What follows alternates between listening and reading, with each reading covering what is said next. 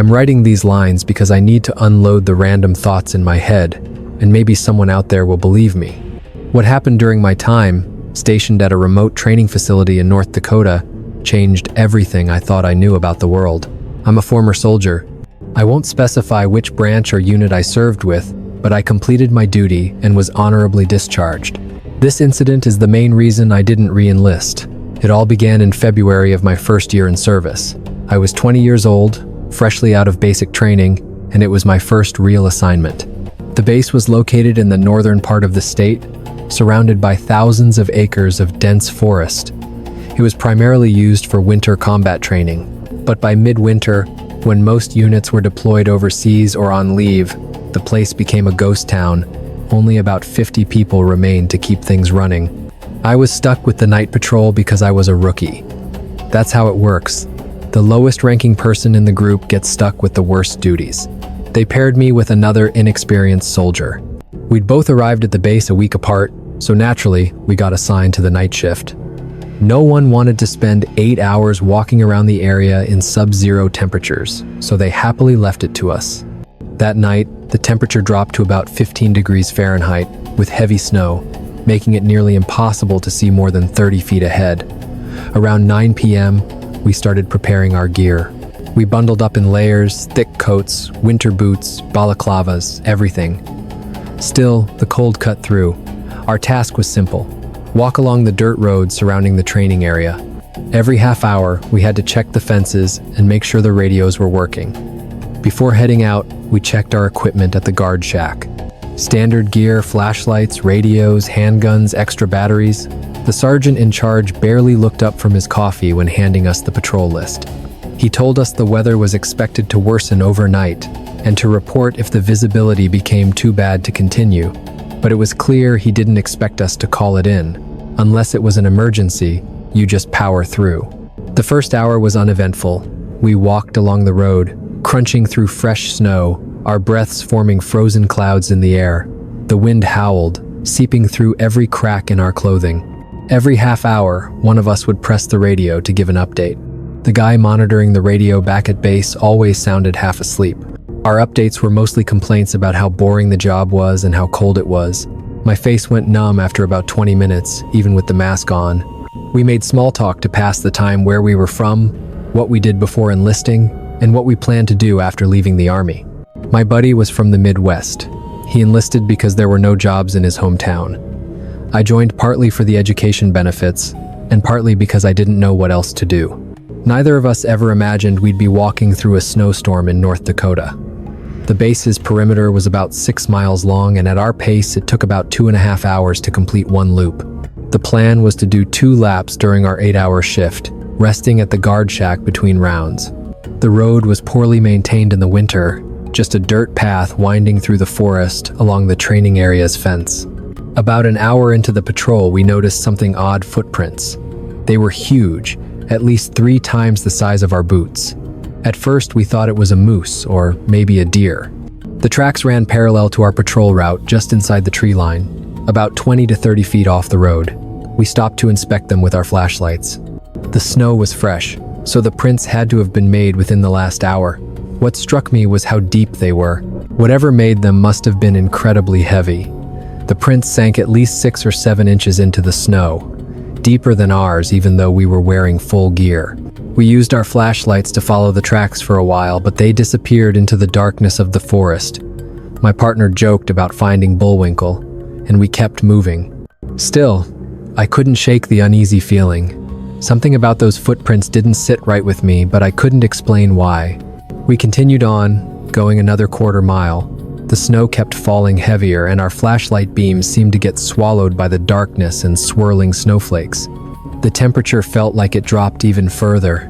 My fingers were numb inside my gloves, and I had to keep flexing them to keep the blood flowing. About 20 minutes later, we came across some broken branches. They were snapped cleanly, but what was strange was that they were high up, about 8 feet off the ground.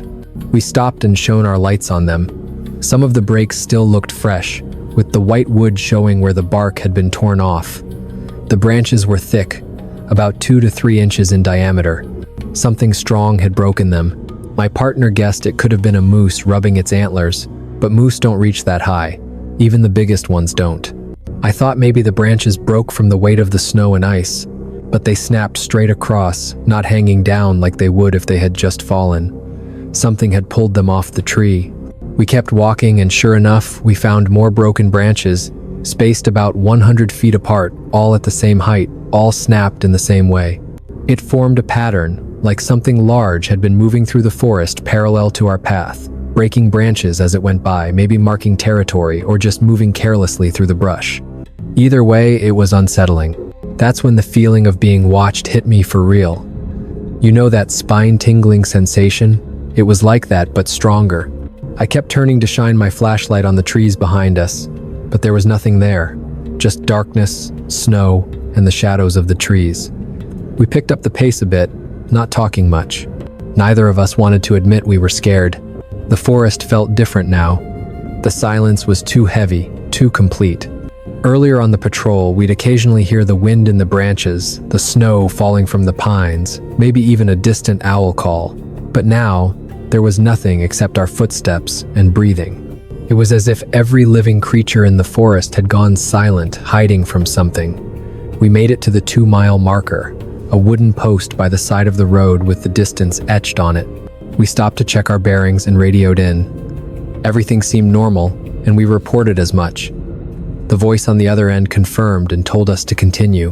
We stood there for a moment, neither of us wanting to move forward, but also not wanting to admit it. Then, from deep within the woods, about 50 feet off the road, we heard a low growl. The sound was deep and resonant, echoing through the tree canopy. Both of us froze. I've heard plenty of animal sounds growing up in the countryside, but this one didn't match anything I'd ever known. It wasn't a bear, not a deer, and certainly not any other wild animal I recognized.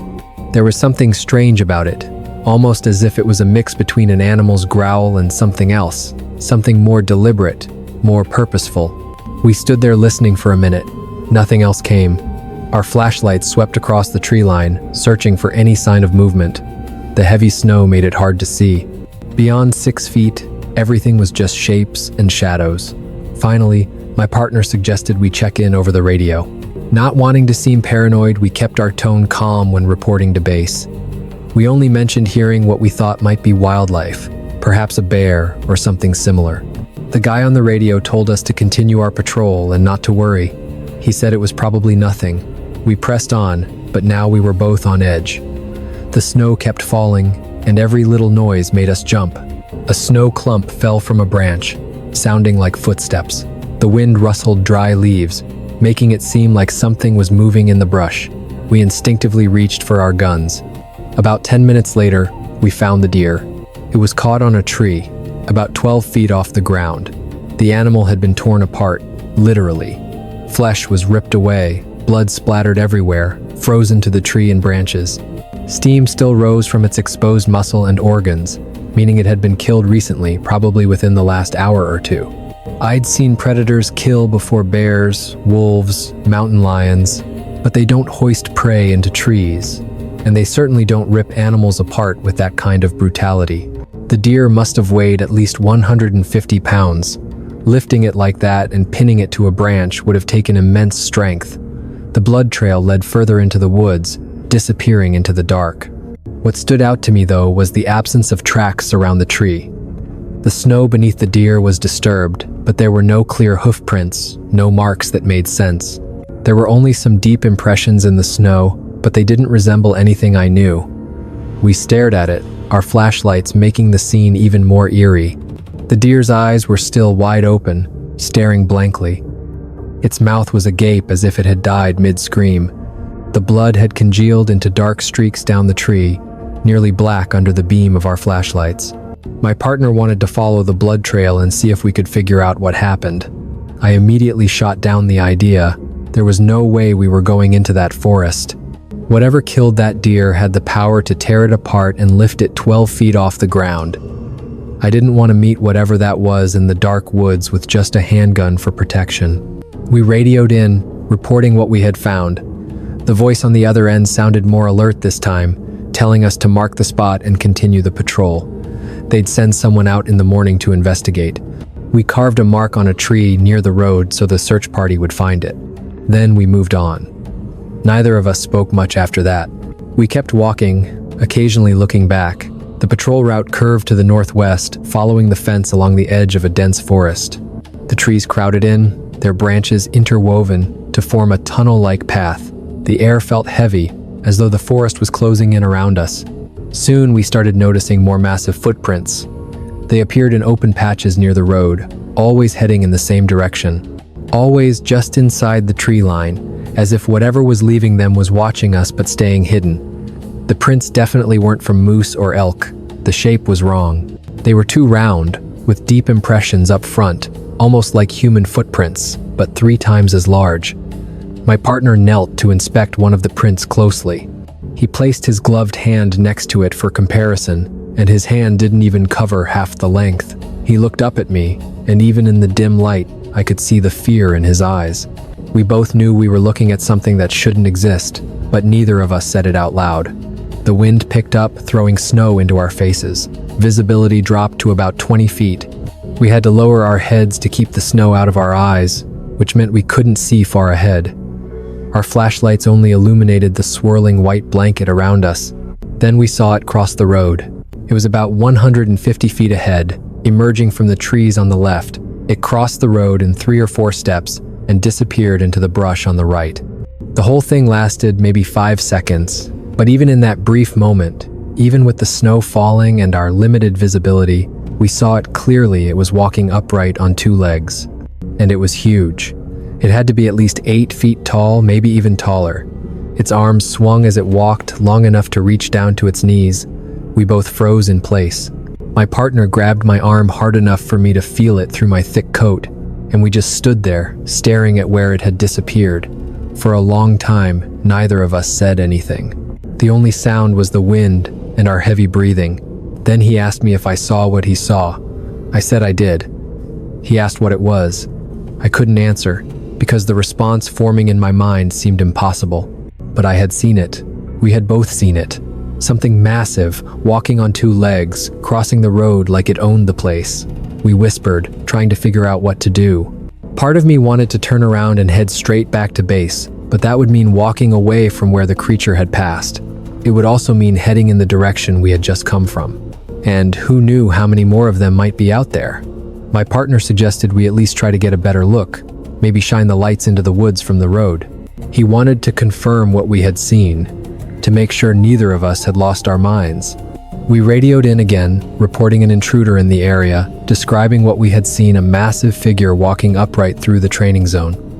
The response we got wasn't what we expected. The guy on the radio laughed, telling us not to joke around, that this wasn't the time for games. He was the same guy who'd gotten into trouble before for nodding off during his shift. We realized he thought we were just messing with him, trying to make his boring night shift more interesting. We tried to explain we were serious, but he cut us off, telling us to follow proper radio protocol. He warned that if we kept adding anything irrelevant, he'd report us to the commanding officer. So, we were on our own. We decided to at least shine our flashlights into the woods to see if we could find anything else. Both of us pointed our lights toward the spot where the figure had disappeared. The beams cut through the falling snow, illuminating the trees and the shadows. Nothing moved. We stood there for about 5 minutes, watching and listening. The wind howled through the branches above us. Snow continued to fall, piling up on our shoulders and helmets. Our lights scanned the forest, searching for any sign of movement, any trace of what we had seen. Just then, we heard something on both sides of the road. There was something in the trees to the left, something in the trees to the right. We heard branches snap, snow crunching under heavy footsteps. Whatever it was huge, and no longer trying to be quiet. We turned around, shining our lights in every direction, but saw nothing clearly. Only shapes moving between the tree trunks, fading just out of sight. The sounds were coordinated, moving in sync, as though whatever was out there was communicating, working together. A series of steps came closer, then stopped, followed by more footsteps, always hiding, always just out of reach of our flashlights. Then the rocks started. A chunk of ice, the size of a baseball, slammed into the road right in front of us, exploding on impact with a cracking noise that made both of us jump. Then another piece hit behind us, much closer this time. More ice and rocks rained down from both sides of the road. They didn't hit us directly, but they were close enough to send a clear message. We were being targeted, warned, challenged, or threatened. The rocks kept falling. A steady barrage from the darkness. Some of it was ice, but others were real rocks, heavy enough to cause damage if they hit. One landed so close to my foot that the shards of ice sprayed onto my boot. Another whizzed past my partner's head, so close that he instinctively ducked. We started walking faster, trying not to run. Running might trigger something worse, but there was no way we were slowing down now. Our flashlights swept through the trees again, and this time we could see movement. Shadows moving quickly through the woods, just out of sight. Occasionally, we caught glimpses of something at the edge of our flashlight beams. A massive shoulder, a long arm, something moving in a way that no animal we knew moved. We radioed base again. This time, we didn't hesitate. We reported the intruder, the constant encounters, the rocks being thrown at us, and requested immediate support. My voice cracked as I spoke, fear seeping through despite my effort to remain professional. The man on the radio finally took us seriously. Maybe it was the fear in our voices, or maybe he heard the rocks hitting nearby through the crackle of the radio. He confirmed that help was on the way, but said it would take at least 20 minutes. We were on the far end of the base, and they had to gear up and drive out. 20 minutes felt like an eternity. Behind us, we heard footsteps. Heavy, slow, crunching in the snow. We turned around. The flashlight beams lit up the road. Nothing. Just our footprints in the snow and the swirling darkness ahead. But when we stopped, the footsteps stopped. When we started walking again, they started up again. Something was following us, moving at our pace, just out of sight. Close enough for us to hear clearly, but not close enough to see. The sounds from the trees grew louder, branches snapping like gunshots, the cracks echoing throughout the forest. We could hear a massive creature moving through the woods, paralleling our position. It sounded like it was charging through the underbrush, with no attempt at stealth. The noise now came from both sides, as if we were being flanked, as if something out there was hurting us, pushing us in one direction.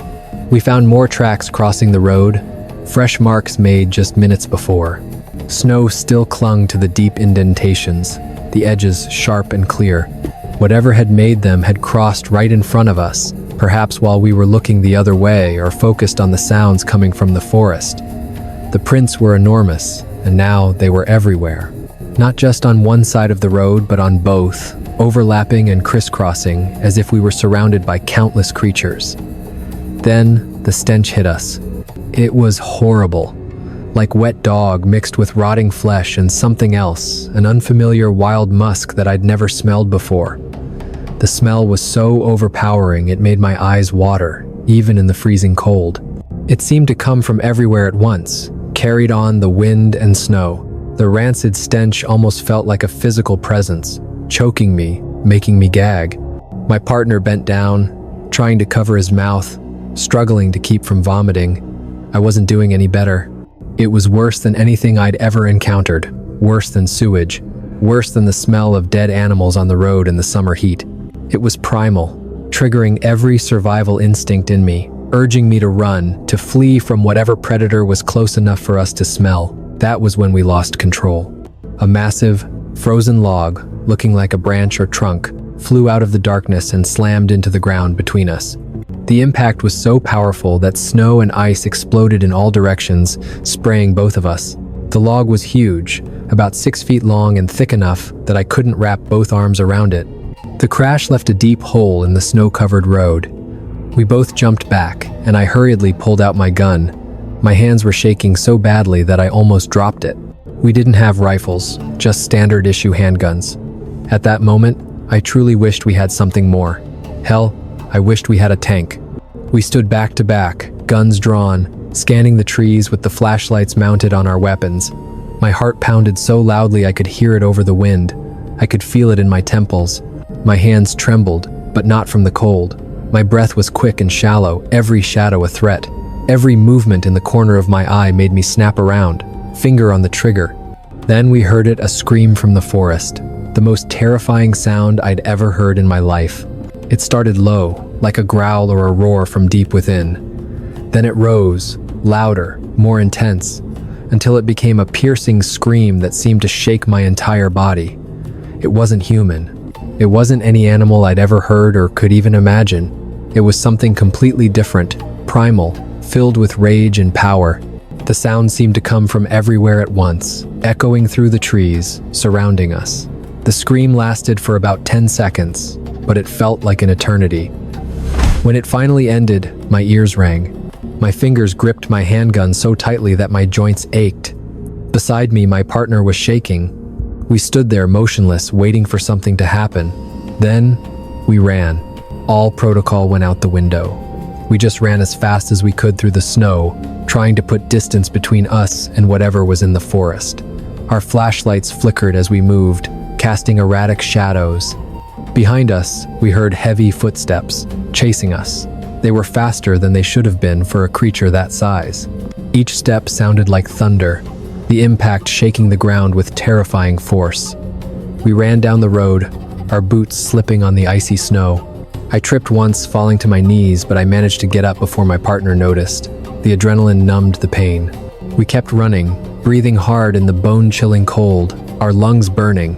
Something leaped out of the brush ahead of us, blocking our path back to base. We skidded to a stop and froze. The beam of our flashlight illuminated the creature for the first time. It was massive, easily 8 feet tall, covered head to toe in thick black fur that appeared nearly black under the flashlight. Its shoulders were impossibly broad, at least 3 feet across. Its arms were long, hanging down to its knees, ending in massive hands with thick, gnarled fingers. Its body was muscular, powerful in a way that suggested it could tear us apart without breaking a sweat. But it was the face that stopped me cold. It was almost human, but completely wrong. The features were flattened, as if someone had taken a human face and squeezed it. Its forehead was heavy, jutting out to obscure its deep-set eyes. The nose was wide and flat. Its jaw was too wide, its mouth too large, with lips drawn back to reveal teeth that definitely didn't belong to any human. Its eyes, though, when the flashlight hit them, they reflected like an animal's, glowing greenish gold in the dark. But there was something more. Intelligence. Not animal intelligence, but something beyond. Something that understood who we were, what our lights were, what our guns were. Its eyes were calculating, deciding what to do with us. The creature stood there for a moment, and we stood there too, not moving. We were about 30 feet apart, close enough that I could see its chest rise and fall as it breathed. It was close enough that I could see every matted, wet hair tangled and messy. Close enough to smell the horrible stench rolling off it in waves. Then, it slammed its massive fists into its chest. Boom, boom, boom, like a gorilla, but bigger, more vicious.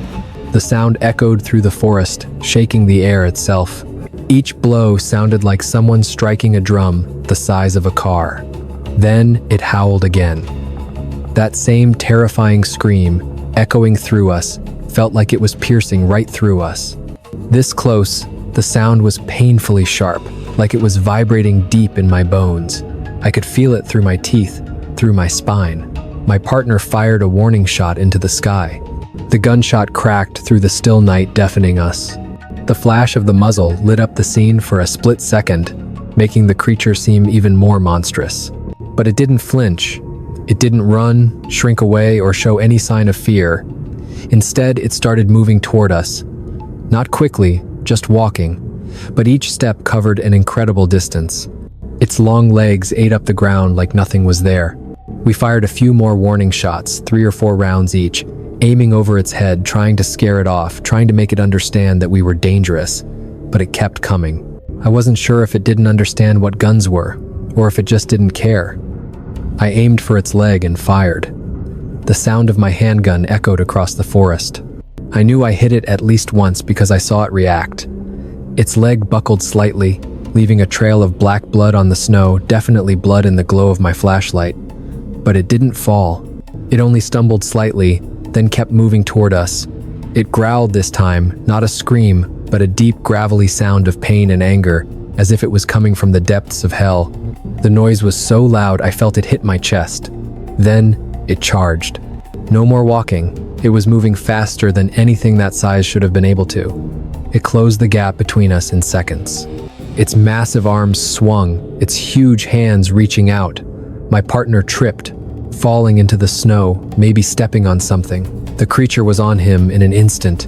It grabbed his coat with one hand and lifted him off the ground as if he weighed nothing at all. My partner is a big guy, easily 190 pounds with all his gear, but this thing lifted him with one hand, holding him up like a toy. He screamed, kicking wildly, trying to break free. The creature brought him close, staring into his face with those glowing eyes, so close that my partner probably could smell its breath, see every detail of its massive teeth. I shot at its leg again, emptied half my magazine. The shots were rushed, panicked, but at least 2 hit. I saw the impacts, saw the creature flinch with every shot. Its leg jerked with each hit. It roared again, then dropped my partner like a rag doll. He hit the snow hard, rolling away with enough force to send him tumbling out of the immediate path of danger. The creature turned to face me, and I kept shooting. My partner joined in, pulling out his gun and firing from the ground, still gasping for breath but still shooting. We emptied our magazines 30 rounds, point-blank range. Some of them definitely hit. I could see 3 or 4 spots on its body, wounds that oozed dark blood onto its matted fur, but it kept coming. It looked hurt, moving slower, limping on one leg, but it wasn't stopping. The blood was clear now, black and staining its chest and legs, but it kept moving forward. I didn't know if the bullets were penetrating deep enough to hit anything vital, or if its internal structure was just so different that we weren't hitting the right spots. But after 30 shots from 2 handguns, this thing should have fallen. Yet, it didn't. It stood there. Then it swung one of its massive arms back. It slammed into my chest and shoulder, sending me flying backward. The impact felt like being hit by a truck. I was lifted off the ground and thrown at least 10 feet before crashing into the snow. I couldn't breathe. For a second, I couldn't move.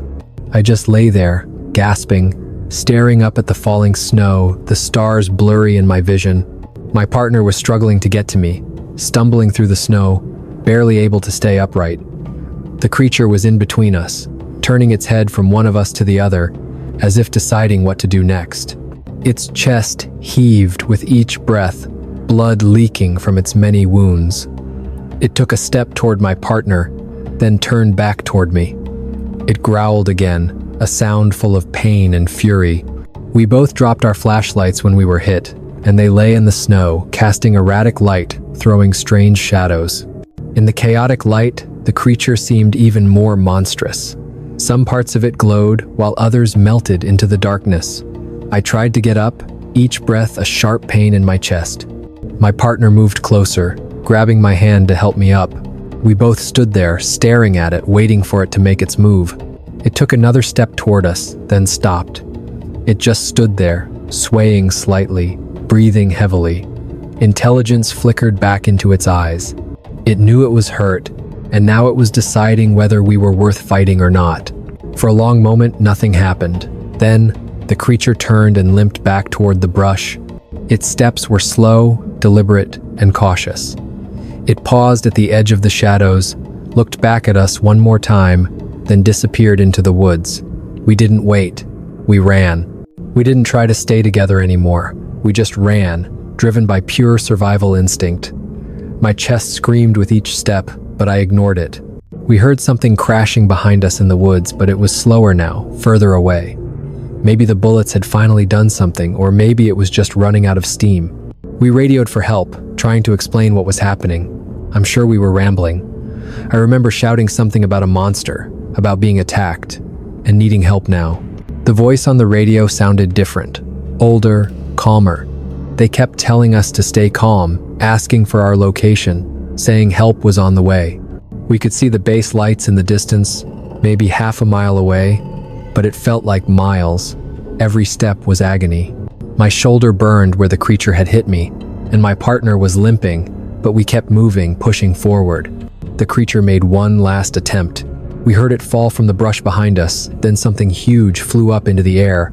A massive log, at least 6 feet long and a foot thick, crashed down just a few feet to the right of us. If it had hit us, it would have killed us instantly. The log was thrown with such force that it stuck into the frozen ground, standing upright like a spear. But we were almost there. We entered the area around the base, brightly lit by the headlights shining on the fence. We collapsed right inside the fence, panting, our hearts pounding so hard it felt like they might burst through our ribs. I glanced back toward the forest. The creature stood at the edge of the darkness, barely visible between the trees where the headlights couldn't reach. It was watching us, just standing there, observing.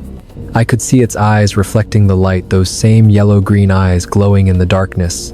It stood there for a long moment, maybe 30 seconds, then turned and walked back into the forest, disappearing into the night. We lay there in the snow, utterly exhausted, trying to process what had just happened. About 2 minutes later, the backup team arrived. 4 soldiers with rifles, all in full protective gear. They helped us to our feet, asking what had happened, where the threat was. We pointed toward the forest and tried to explain. They saw our condition immediately. Our uniforms were torn to shreds. We were covered in snow and ice. My partner was bleeding from a cut on his forehead from when he fell.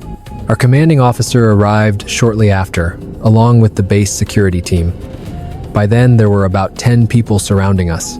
They set up a perimeter with spotlights aimed at the forest and sent a team out to try to track whatever we had encountered. They found evidence. A lot of it.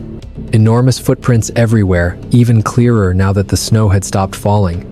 They measured, took photos, and found the deer carcass in the tree. They also found the shell casings from our weapons, 30 inches total, scattered across the snow where we had set up camp. They found the massive log that had been thrown at us, still embedded deep in the ground. There was even blood in a few spots, dark drops on the snow forming a long trail leading into the forest. The tracking team followed the trail for about 100 yards before it disappeared into rocky terrain. They searched for another hour, but found nothing else. Whatever had made those tracks had vanished completely. They took us to the medical facility for treatment. My partner had bruised ribs and some cuts and scrapes from the struggle. I had bruises on my shoulder and chest where the creature hit me with its fist. The bruise had turned dark purple, spreading across my upper body. The doctor asked how I had been hit so hard, and I told him the truth. He didn't say anything, just wrote it down and gave me some painkillers. We were both separately interrogated by the commanding officer and base security. They asked us to recount every detail of the incident. I told them everything just as it happened. Then I realized my partner's account matched mine perfectly, every detail. We hadn't had a chance to coordinate our stories or even talk about what happened, but everything aligned. The timeline, the descriptions, the sequence of events, everything. We submitted an official incident report. We were very careful with our wording. We described the encounter as a potential contact with an unidentified large animal or an intruder. We avoided using terms like Bigfoot or Sasquatch. Those words would have made it sound like a joke, but we detailed everything else: size, shape, behavior, physical evidence. The report included notes on the ammunition used, our injuries, the snow around the encounter site, and the blood samples collected. Our commanding officer reviewed the report seriously enough to escalate it to higher authorities. I don't know how far it went or what the outcome was. The next morning, the base commander ordered a full search of the area. 20 soldiers combed the entire area during the day in a grid pattern. They found even more large footprints, measured them, and photographed them from all angles. The measurements were consistent. Each footprint was about 18 inches long and 7 inches wide at the toes. The stride length was over 6 feet. They found more blood in various locations, always leading deeper into the wilderness. They found broken branches at heights between 8 and 10 feet. They found the deer carcass still stuck in the tree, but they didn't find any sign of the creature. The tracking team followed the trail as far as they could. The footprints led northwest, deeper into the forest, and eventually disappeared into rocky terrain. They searched for another 2 hours but didn't find any more signs. Whatever had made those tracks knew how to disappear. Some of the soldiers involved in the search made private comments. One man, who had grown up hunting in Montana, said he'd never seen tracks like that before. Another soldier, older than most of us, said his grandfather had often spoken about similar tracks in the Cascade Mountains, but no one spoke up officially. Within 2 days, the entire base knew about the incident. That's when everything started to change for us. The story was exaggerated and distorted as it spread across the base. Details were added, changed, and made more ridiculous. By the time the story circulated, We were said to have single-handedly defeated an entire family of Bigfoot with our bare hands. Or we were chased by a giant fire-breathing monster. Every retelling made it more absurd. Other soldiers started telling jokes. In the mess hall, when we walked in, someone would start mimicking ape sounds. People would ask if we needed a zoologist to help with our upcoming patrols. Some started calling us the Bigfoot Hunters. That nickname stuck. At first, we tried to defend ourselves, explaining that there was physical evidence, that our injuries were real, that the footprints had been measured and photographed. But every time we mentioned it, it only made the joke worse. People laughed and said, "We should write a book." Or they'll be asking for our autographs when we become famous cryptozoologists. Someone printed a cartoon of Bigfoot and posted it on my locker. When I tore it down, 2 more appeared the next day. My partner found one on his bunk. Then someone made fake Sasquatch hunting licenses with our names on them and posted them on the bulletin board in the common area. The base newsletter ran a satirical piece about mysterious creatures and strange noises at night. They didn't name us, but everyone knew who it was about. The article suggested that soldiers suffering from sleep deprivation during night patrols might be experiencing vivid hallucinations. It was written as a joke, and everyone thought it was hilarious. Even some officers made sly comments. During formation, our platoon sergeant jokingly mentioned the importance of making sure we all got enough sleep so we wouldn't see anything strange. Everyone laughed. He smiled when he said it, but the message was clear. No one in command was taking this seriously anymore. We were assigned to patrol the same route several more times.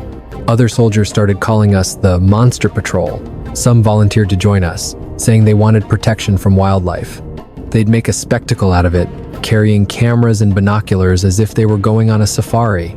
The jokes never really stopped. They'd quiet down for a few days, then someone would bring it up again with a new twist. When a documentary about bears was shown in the rec room, someone would joke, "Maybe that's what we saw." When there were noises outside at night, people would laugh and say the Yeti was coming back for revenge. We learned to stop talking about it. What was the point? No one wanted to listen. No one wanted to believe that something unexplainable could exist on a military base in North Dakota. People easily dismissed it as a mistake, a misidentification, or just 2 scared kids panicking in the dark. But my partner and I knew what we had seen. We knew what happened, and we would never forget. Months passed. We completed our assignment at the base and were eventually transferred to different units.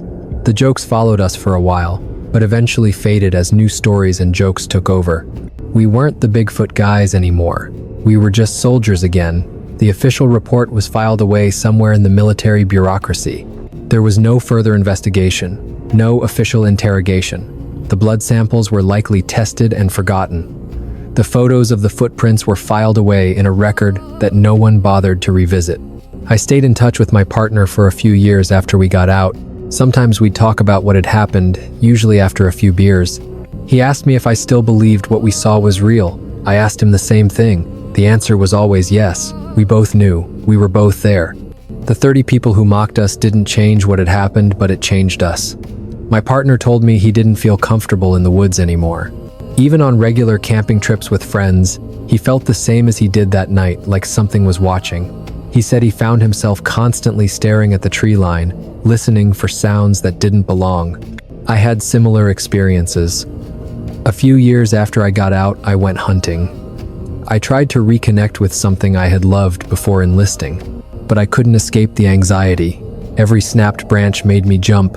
Every shadow looked like something it shouldn't be. I eventually went home early, telling my friends I wasn't feeling well. I never hunted again. The nightmares kept coming and going. Sometimes months would pass without a single nightmare, but then I'd have 3 in a week.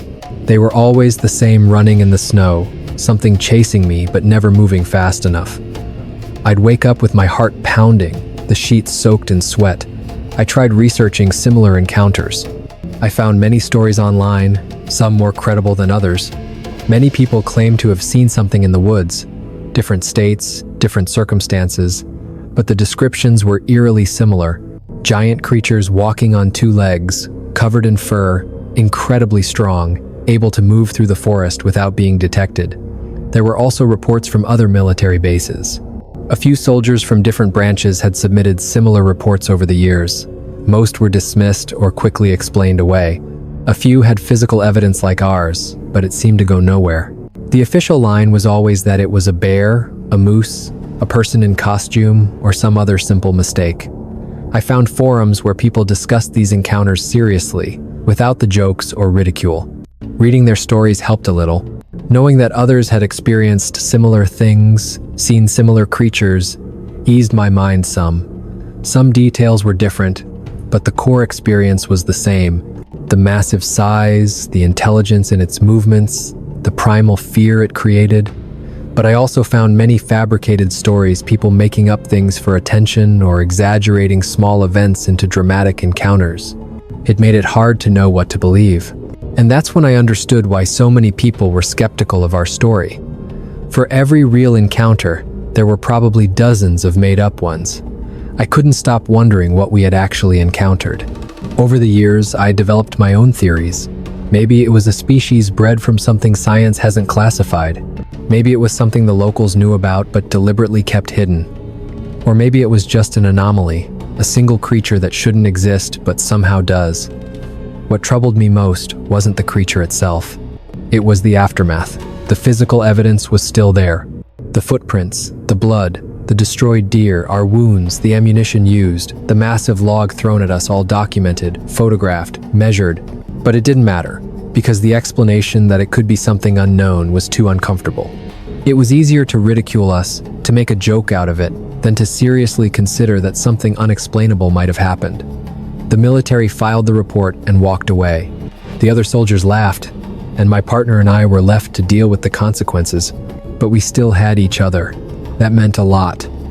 There was someone else there, witnessing the same thing, sharing the same terror. That confirmation meant everything. I don't know how I would have handled it if I had been alone that night. Having a witness made everything feel real in a way we couldn't deny, at least to ourselves. Eventually, my partner got married, had kids, and moved to the suburbs. The last time we talked, he told me that he still thinks about that night sometimes. His wife knows, but doesn't bring it up much. His kids think it's a cool, scary story their dad tells. They don't know what really happened. I've never been married, moved around a lot, worked different jobs, never really settled anywhere. People who know me probably say I'm restless. Maybe they're right. Or maybe I'm still running from something I can't escape. I still avoid the woods whenever I can. When I can't, I stay hyper alert. Every sound is analyzed, every shadow scrutinized. I carry a flashlight, even in the daytime. It's exhausting to be this on edge all the time, but I can't stop. What stays with me the most is the moment that creature stood at the edge of the darkness, just watching us. It wasn't attacking anymore. It wasn't threatening us. It was just watching. And I had the feeling that it was very intelligent. It was choosing to let us go. It could have killed us if it wanted to, but it decided not to. That intelligence haunts me. If it were just an animal, dealing with it would have been easier. But this thing made a decision. It stalked us strategically. It threw rocks to intimidate us before attacking. It used the darkness and the forest to its advantage. And when we reached the base, it stopped at the light and watched us go. That wasn't animal instinct. It was something more. I thought about going back, not to the base. That was impossible. But back to North Dakota, to the area where it happened. Maybe I'd drive around, see if I could find the spot. I'm not sure what I'm looking for. Maybe closure or evidence that it's still out there. But part of me doesn't want to go back because I'm not sure I want to know. Part of me wants to leave that night in the past, let it remain as a terrifying thing that happened and ended. Going back might make it more real, in a way I can't accept. I'm writing this because I need people to know. Whether they believe it or laugh like everyone else, at least the story will exist somewhere in someone's mind. Maybe years from now, someone else will experience something similar. Maybe they'll search online and find this story.